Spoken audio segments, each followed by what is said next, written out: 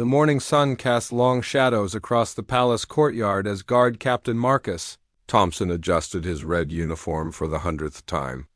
After 22 years of service to the crown, he had learned that being a royal guard meant more than just standing perfectly still while tourists snapped photos. Today would prove that lesson in ways he never expected. A small crowd had already gathered near the palace gates, hoping to catch a glimpse of the royal family. Among them stood 8-year-old Emma Wilson, clutching her mother's hand tightly. The little girl wore a bright yellow dress and carried a hand-drawn picture of the palace. Her eyes sparkled with excitement. But there was something else there too, a sadness that seemed too heavy for someone so young. Emma's mother, Sarah, looked exhausted. Dark circles under her eyes told a story of sleepless nights and endless worry. She had brought her daughter to London as a final wish, spending their last savings on this trip. Emma had been battling leukemia for 2 years, and the doctors had recently delivered devastating news. This visit to see the royal guards was at the top of Emma's bucket list. Marcus noticed the pair immediately. Something about the way the mother held her daughter's hand, protective yet desperate, caught his attention. He had seen thousands of visitors over the years, but this felt different. As the changing of the guard ceremony began, Emma pressed closer to the barriers, her eyes wide with wonder. The ceremony proceeded with military precision. Guards marched in perfect formation, their black boots clicking against the cobblestones in perfect rhythm. The crowd watched in respectful silence, phones recording every moment. But Marcus found himself watching Emma instead of focusing on his duties. The little girl's face lit up with pure joy as she watched the guards perform their ancient ritual. When the ceremony ended, most tourists began to disperse, but Emma remained frozen in place. She stared at the guards with such intensity that Marcus felt compelled to act. Breaking protocol slightly, he approached the barrier where the family stood. His fellow guards watched with curiosity as their usually stern captain walked over to the small girl. "Good morning, young lady," Marcus said in his deep, gentle voice. "I couldn't help but notice how carefully you watched our ceremony. Did you enjoy it?" Emma's eyes grew even wider. She nodded enthusiastically but seemed too overwhelmed to speak. Her mother squeezed her hand encouragingly. "She's been dreaming of this moment for months," Sarah whispered, her voice thick with emotion. "Meeting a real royal guard is her biggest wish." Marcus knelt down to Emma's eye level, his tall bearskin hat making him seem even more impressive. "Well then, we simply must make this wish come true properly, mustn't we?" The little girl finally found her voice. "Are you really protecting the Queen?" she asked, her words barely above a whisper. "I am indeed," Marcus replied with a warm smile that transformed his usually serious face. "It's a very important job, and we take it seriously every single day. Would you like to know a secret about being a royal guard?" Emma nodded eagerly, leaning forward as if she were about to receive state secrets. "The most important part of our job isn't just protecting the royal family," Marcus said conspiratorially. "It's also making sure that special visitors like you feel welcome and happy when you come to visit us." As Marcus spoke with Emma, other guards began to notice the interaction. Guard James Mitchell, who had been on duty nearby, walked over with curiosity. At first, he intended to remind Marcus about maintaining proper distance from visitors, but when he saw the little girl's beaming face, something shifted inside him. "Captain Thompson," James said formally, then looked down at Emma with a gentle expression. "I see we have a very important visitor today." Emma giggled at being called important by another guard. Her mother watched with tears gathering in her eyes. Overwhelmed by the kindness these stern-looking men were showing her daughter, Marcus stood up and exchanged a meaningful look with James. Both men had children of their own, and they recognized something special about this moment. Without words, they both understood that their duty extended beyond protecting the palace grounds. "Emma," Marcus said, "would you and your mother like a private tour of the areas visitors usually can't see? I think there are some very special things you might enjoy." Sarah started to protest, not wanting to impose, but Marcus held up a gentle hand. "Ma'am, it would be our honor. Sometimes we meet visitors who remind us why we love serving here. Emma is definitely one of those special people." as they prepared to give Emma an experience she would never forget. Neither guard realized that this simple act of kindness would set in motion a chain of events that would touch the hearts of people around the world. The compassion they showed this brave little girl would soon become a symbol of hope and humanity within the ancient walls of the palace. Emma clutched her drawing tighter, hardly believing that her dream was becoming reality in ways she had never imagined possible. Marcus and James led Emma and her mother through a side entrance that most visitors never see. The corridors inside were magnificent, with portraits of past monarchs lining the walls and elaborate chandeliers hanging from ornate ceilings. Emma walked between the two guards, her small hand dwarfed by Marcus's large gloved one. "This hallway leads to the guard quarters," James explained as they walked. "We have a special room where we keep some very interesting things that might surprise you." As they entered the guards' common room, Emma gasped in amazement. The walls were covered with photos, letters, and small gifts from visitors who had been touched by the guards' kindness over the years. There were drawings from children, thank you notes from families, and pictures of guards participating in charity events throughout London. "We call this our wall of memories," Marcus explained, watching Emma's face light up as she examined each item carefully. "Every person who visits us leaves something behind in our hearts. So we like to keep reminders of those special moments." What Emma didn't know was that Marcus had been thinking about his own daughter, Rebecca, who was close to Emma's age. The previous night, Rebecca had complained about having to eat vegetables with dinner, and Marcus had felt frustrated by her pickiness. Looking at Emma's grateful smile now, he felt ashamed of taking his daughter's health for granted. James, meanwhile, was remembering his son Tommy, who had been born with a heart condition that required multiple surgeries. The fear and helplessness he had felt in those hospital waiting rooms came flooding back as he watched Sarah's protective stance beside her daughter. He understood the weight this mother was carrying. "Would you like to see something really special?" James asked Emma, his voice softer than usual. He walked over to a locked cabinet and pulled out a key. "We don't show this to many people, but I think you'll appreciate it." Inside the cabinet was a collection of ceremonial items used in special royal occasions. There was an ornate sword with jeweled handle, medals of honor given to guards for exceptional service, and a small crown that had been worn by a young prince decades earlier. This crown belonged to Prince Edward when he was 8 years old. "Just like you," Marcus said, carefully lifting the delicate piece. "He wore it during a special ceremony when he was a little boy." Emma's eyes grew wide as saucers. "Can I touch it?" she whispered, as if speaking too loudly might break the magic of the moment.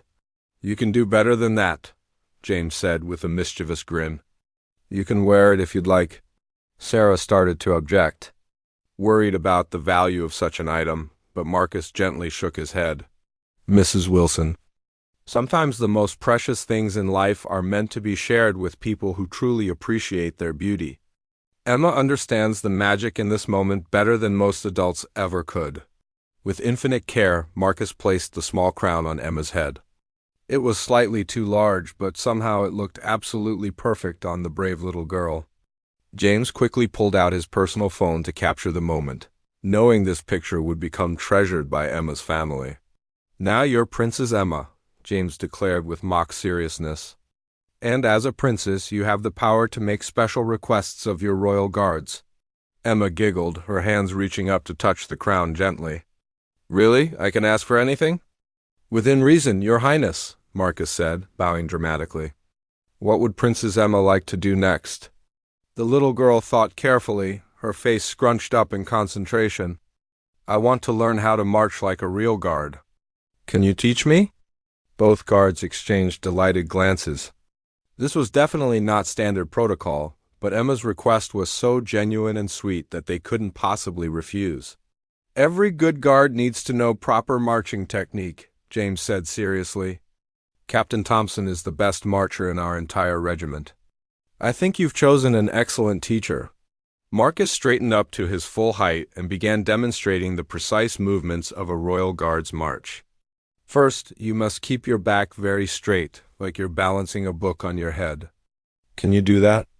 Emma stood as tall as her small frame would allow, the crown still perched on her head. Like this? Perfect. Now, we lift our knees high with each step and we swing our arms in perfect rhythm. Watch carefully. For the next 20 minutes, the guard quarters filled with laughter as Emma learned to march with military precision. Marcus and James took turns correcting her posture and cheering her progress. Sarah watched with tears streaming down her face.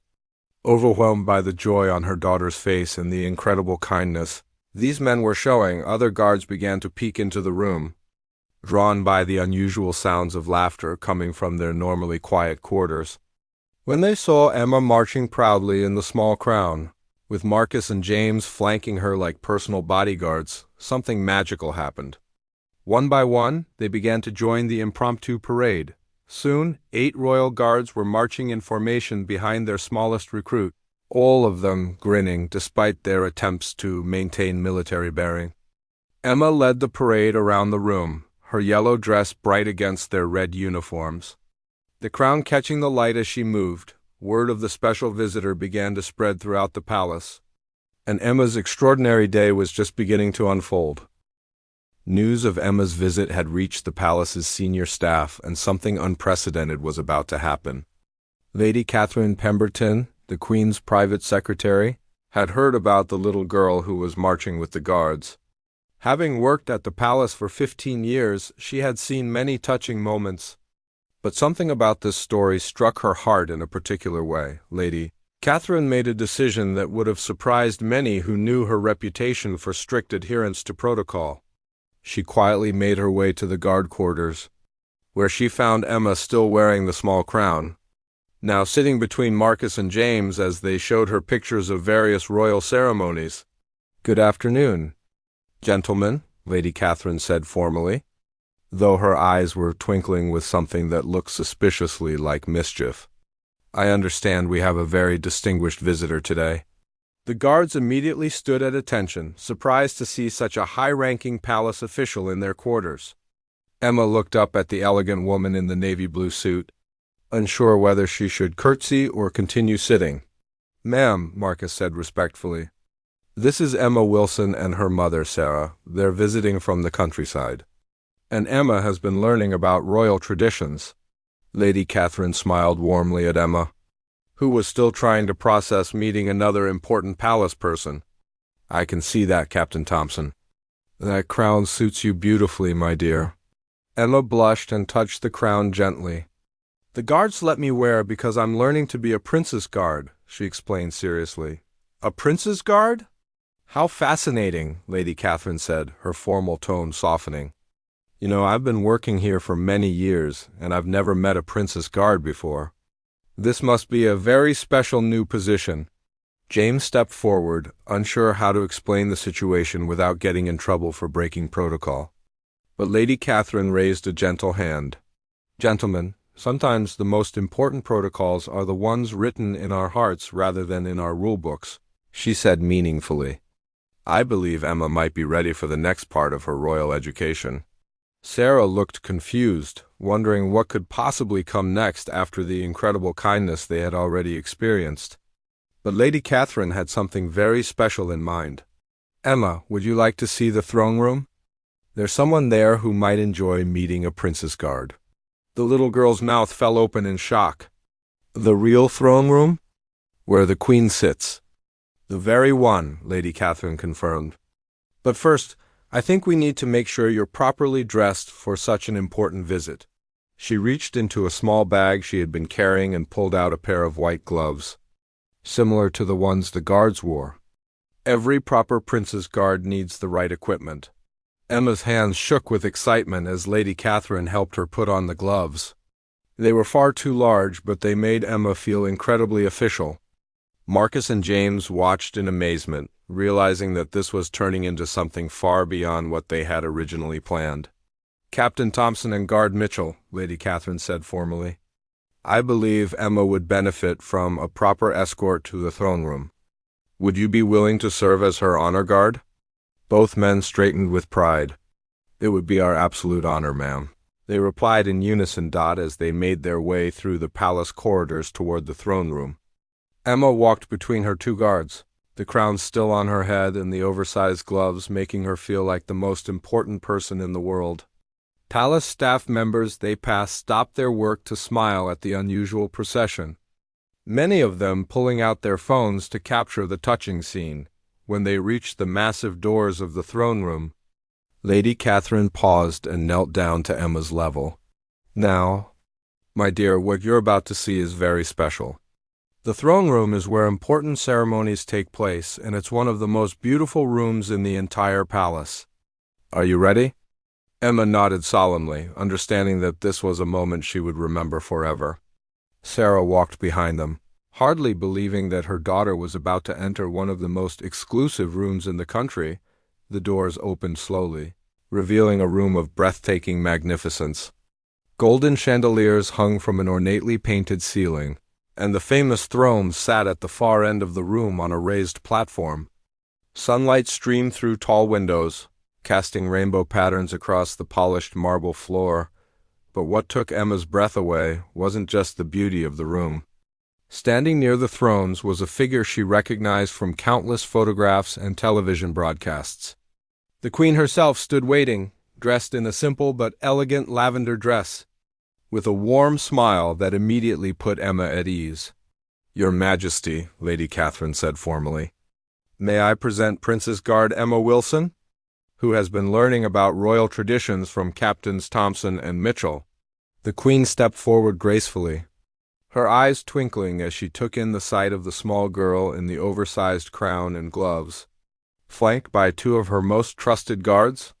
"Princess Guard Emma," the Queen said in her distinctive voice, "what an unexpected pleasure this is. I understand you've been having quite an educational day." Emma was speechless for the first time since arriving at the palace.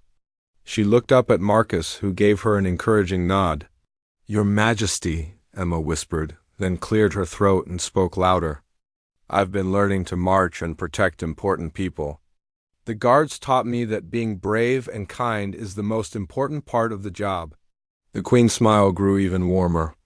"They taught you correctly, my dear. Courage and kindness are indeed the most important qualities anyone can possess." The Queen gestured toward her throne with a gentle smile that made Emma feel instantly comfortable.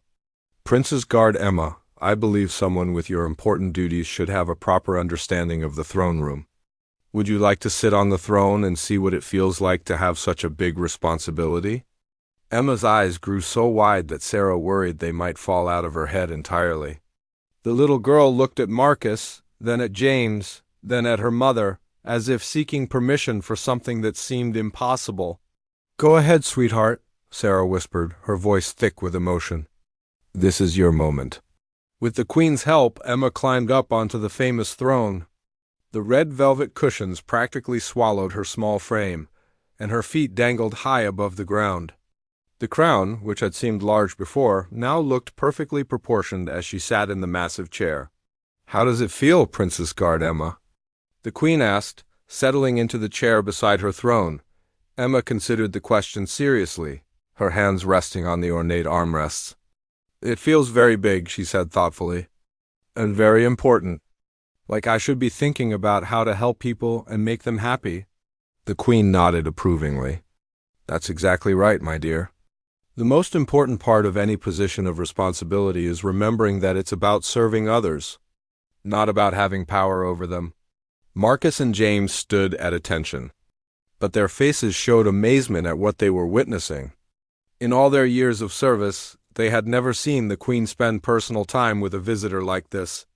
They realized that Emma's brave spirit had touched something special in their monarch's heart. Lady Catherine discreetly took photographs with a professional camera, knowing that these images would become treasured family heirlooms.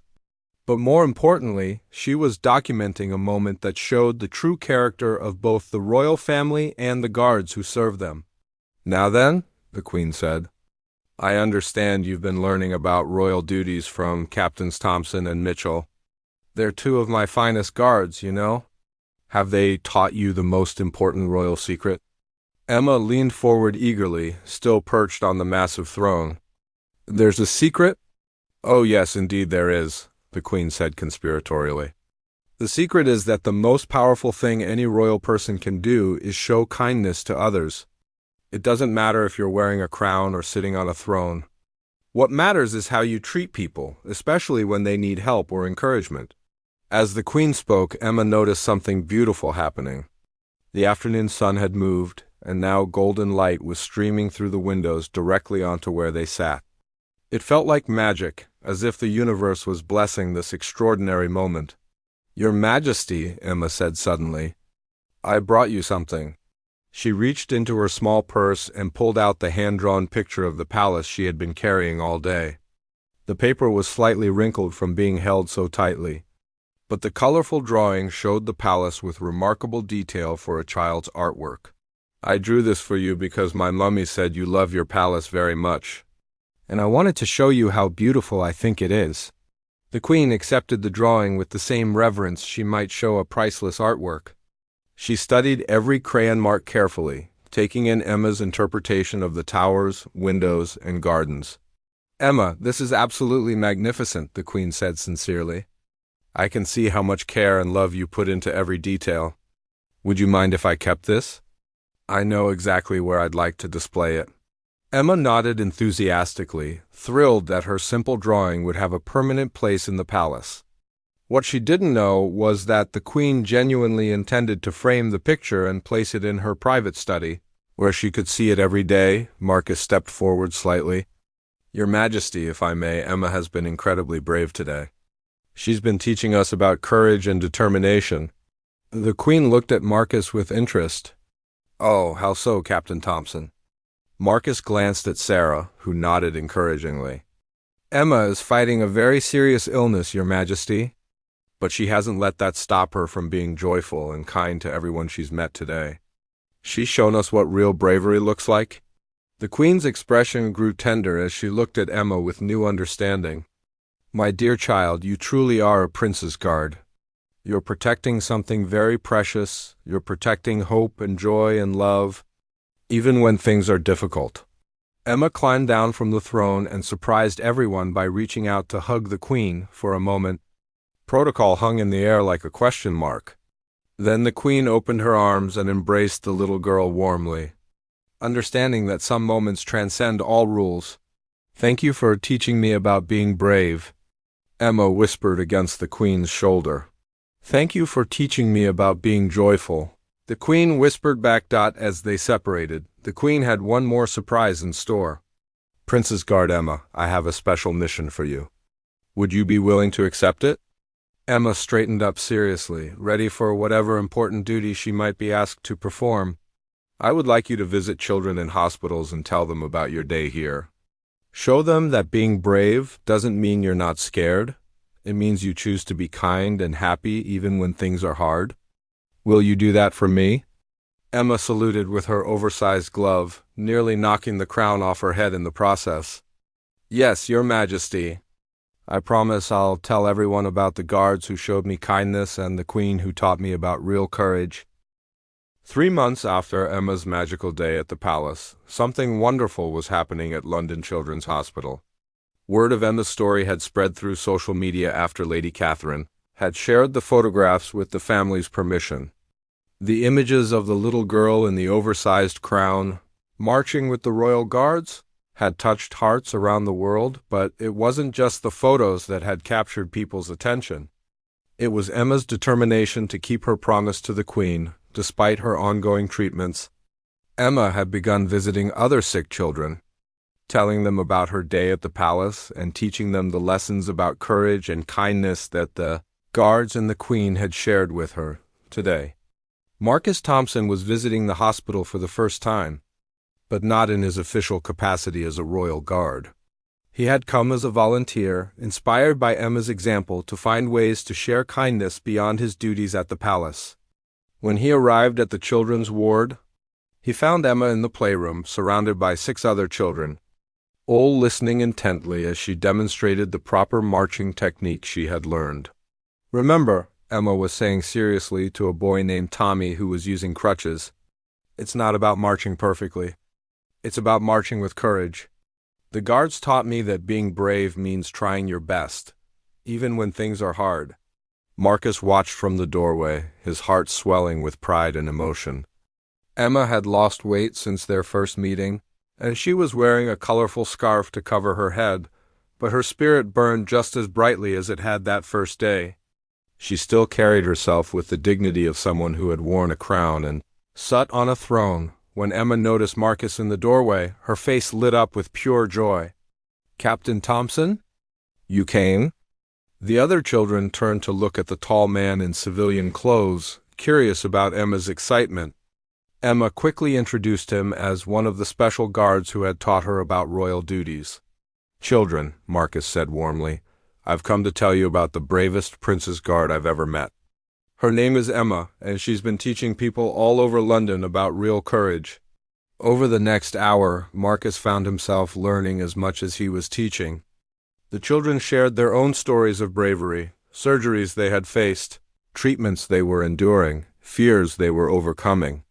Each story reminded him of lessons Emma had taught him about finding joy in the smallest moments. A little girl named Sophie, who was only 5 years old, raised her hand shyly.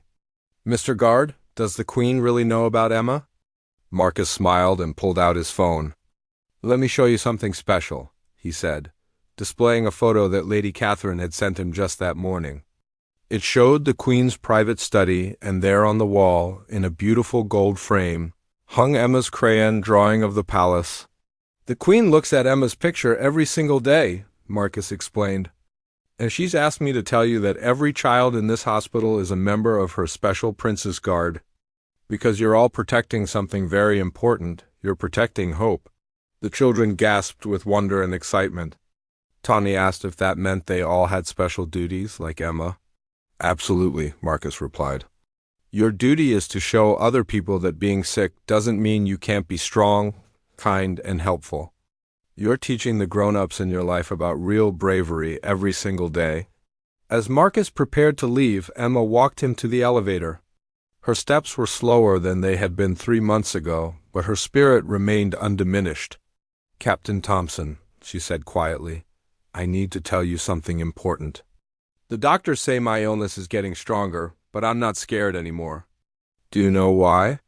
Marcus knelt down to her level, his eyes already filling with tears he was trying to hold back. "Why, Princess Guard Emma?" "Because you and Captain Mitchell and the Queen taught me that being brave isn't about living forever. It's about making sure the love and kindness you share lives forever. I've taught 15 children here about marching with courage. They're going to teach other children. The kindness you showed me is going to keep growing and growing." Marcus wrapped Emma in a gentle hug, understanding that this wise little girl had grasped something about legacy and love that many adults never learn. "Emma," he whispered, "you've taught us far more than we ever taught you. You've shown us that real royal duty means sharing our hearts with people who need hope."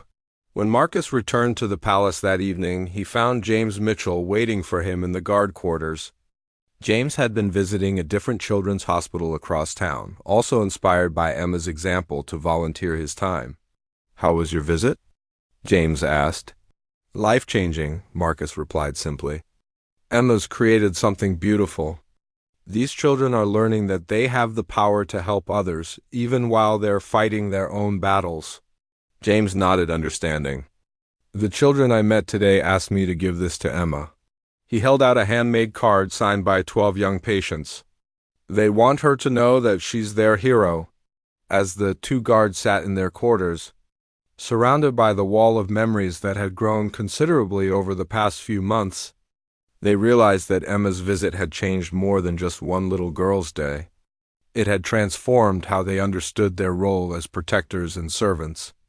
They weren't just guarding buildings and people, they were guardians of hope, kindness, and the belief that every person has something valuable to offer the world outside their window. The palace lights twinkled in the darkness, and somewhere in the Queen's study, a crayon drawing of those same lights served as a daily reminder that the smallest acts of compassion can create the most powerful legacies. 1 year later, the palace courtyard buzzed with an energy unlike any typical day. Hundreds of children filled the space where tourists usually gathered, but these weren't ordinary young visitors. They were patients from children's hospitals across the United Kingdom, along with their families and medical teams. Today marked the first annual Prince's Guard Day. Established by the Queen herself in honor of Emma Wilson, Marcus Thompson stood at attention in his dress uniform. But his role today was different from any ceremony he had performed before. As he looked out over the sea of children, some in wheelchairs, others with medical equipment, all wearing specially designed Prince's Guard sashes, he thought about the remarkable chain of events that had led to this moment. Emma had passed away 6 months earlier, peacefully surrounded by her family and the new friends she had made at the hospital. But her legacy had grown beyond anything anyone could have imagined.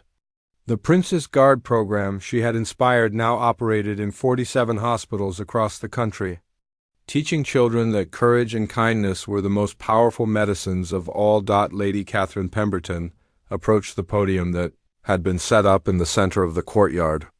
In her hands, she carried a special proclamation that would officially establish Emma's program as a permanent part of the royal family's charitable initiatives. Your Majesty, distinguished guests, and most especially, our brave Prince's Guards, Lady Catherine began, her voice carrying clearly across the courtyard. Today we celebrate the memory of an extraordinary little girl who taught us that true nobility comes not from titles or crowns, but from how we treat one another in moments of need. The Queen stepped forward, wearing a bright yellow dress that matched the one Emma had worn on her first visit to the palace. In her hands, she carried a familiar object that made many in the crowd gasp with recognition, the small crown that Emma had worn that magical day. "This crown belonged to my son when he was 8 years old," the Queen said, her voice warm with emotion. But it gained new meaning when it was worn by Prince's Guard Emma Wilson, who showed us that the greatest treasures of the monarchy are not our jewels or our palaces, but our capacity to touch lives with kindness. She turned to face a special section where Emma's mother Sarah sat with several of the children Emma had inspired during her hospital visits. Among them was Tommy, the boy who had learned to march with crutches, Sophie, who was now in remission from her cancer, and a dozen other young people whose lives had been changed by Emma's message of hope. "Today, I am establishing the Princess Emma Crown of Courage," the Queen announced. "This crown will be worn by a different child each month, children who, like Emma, are fighting serious illnesses but choose to spend their energy helping others.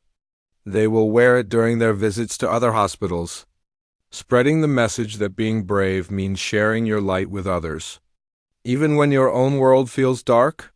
The first recipient of the crown was Sophie, the 5-year-old who had asked if the Queen really knew about Emma. As Lady Catherine placed the crown on Sophie's head, the little girl stood as straight and proud as any royal guard. Marcus and James, along with 8 other guards, formed an honor formation around the young Prince's Guards. But this wasn't a ceremony of distance and formality. Instead, the guards began teaching the children the same marching techniques they had shared with Emma, turning the courtyard into a joyful training ground where laughter mixed with military precision. "Remember," Marcus called out as he watched a boy in a wheelchair perform perfect arm movements while his sister pushed his chair in rhythm. "Marching with courage means moving forward together, no matter what challenges we face." The ceremony continued with the unveiling of a special garden created in Emma's memory, located in a quiet corner of the palace grounds. The Garden of Courage featured yellow flowers, Emma's favorite color, and a small bench, where children could sit and think about their own acts of kindness. But the most moving moment came when Sarah Wilson approached the microphone, holding a letter that had arrived at the palace just that morning. It was from a children's hospital in Australia, where doctors had heard about the Prince's Guard program and wanted to start their own version. "Emma always said that kindness grows when you share it," Sarah read from the letter. "The children here in Sydney want you to know that Prince's Guard Emma's courage has traveled across the oceans. We have 23 children who call themselves Prince's Guards, and they're teaching other kids that being sick doesn't mean you can't be strong." As Sarah spoke, Marcus felt tears streaming down his face beneath his ceremonial bearskin hat. He thought about how a simple moment of compassion, choosing to approach a little girl at the palace barriers, had created ripples of hope that were now spreading around the world. The ceremony concluded with all the children, guards, and royal family members joining hands in a circle that encompassed the entire courtyard. The Queen asked for a moment of silence to remember Emma and all the children who had found courage in her story. In that silence, Marcus reflected on the lesson Emma had taught him about the true meaning of service. Being a royal guard wasn't just about protecting buildings and people from physical harm. It was about protecting something far more precious, the belief that every person, no matter how small or sick or scared, had something valuable to offer the world. As the ceremony ended and the children began to explore the palace with their families, Marcus noticed something that made his heart swell with pride. The wall of memories in the guard quarters had been moved to a public corridor, where visitors could see the hundreds of letters, drawings, and photos that showed the ongoing impact of Emma's legacy. And there, in the center of the wall, hung a new addition, a photograph of Emma in her oversized crown and gloves, surrounded by Marcus, James, and the Queen, all of them laughing as they marched together through the throne room. Below the photo was a plaque with Emma's own words: "Being brave means sharing your light with others, even when your own world feels dark." As evening fell over the palace, Marcus stood at his post during the final changing of the guard ceremony for the day. But tonight felt different from any other night in his 23 years of service. Tonight he understood that he wasn't just a guardian of tradition and protocol, he was a keeper of hope. In the weeks that followed Princess Guard Day, letters poured into the palace from around the world. Children from hospitals in Japan, Canada, Brazil, and dozens of other countries had heard Emma's story and started their own Princess Guard groups. Each letter brought new stories of young patients finding courage to help others. Despite their own struggles, Marcus and James found themselves traveling to hospitals throughout England, not as official representatives of the crown, but as volunteers inspired by a little girl who had taught them that true service meant opening your heart to strangers. They discovered that the lessons they thought they were teaching were actually lessons they were learning. At one hospital in Scotland, they met a 12-year-old boy named David, who had lost his leg to bone cancer but spent his time teaching younger patients to play wheelchair basketball. At another hospital in Wales, they encountered a girl named Lucy who had organized a letter-writing campaign to send encouraging notes to children in other hospitals around the world. Each visit reinforced what Emma had shown them, that courage wasn't the absence of fear, but the decision to focus on helping others despite being afraid. These children weren't just surviving their illnesses. They were transforming their pain into purpose. The Queen herself had been deeply moved by the program's growth. During a private meeting with Marcus and James, she shared that Emma's story had reminded her of the true reason the monarchy existed: not to be served, but to serve others and inspire them to serve each other. "Emma understood something that took me years to learn," the Queen had told them. "The crown doesn't make you special. What you do while wearing it makes you special." And every child in those hospitals is wearing an invisible crown of courage. On the first anniversary of Emma's death, a special ceremony was held in the Garden of Courage. Sarah Wilson planted a new tree, a young oak that would grow strong and tall over the decades to come.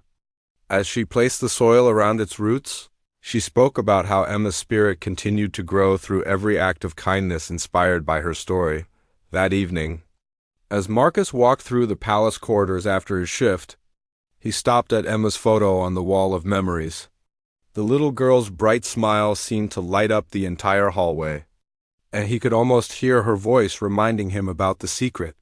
The Queen had shared that the most powerful thing anyone could do was show kindness to others. The Princess Guard program had grown to include over 2,000 children across 6 continents. Emma's simple message about courage and kindness had become a movement that was changing lives every single day. Hospital staff reported that children in the program showed improved emotional well-being, faster recovery times, and a remarkable ability to support other patients during difficult treatments. As Marcus finally headed home to his own family, he thought about his daughter Rebecca, who was now 10 years old and had become one of the most enthusiastic supporters of the Prince's Guard program. She had organized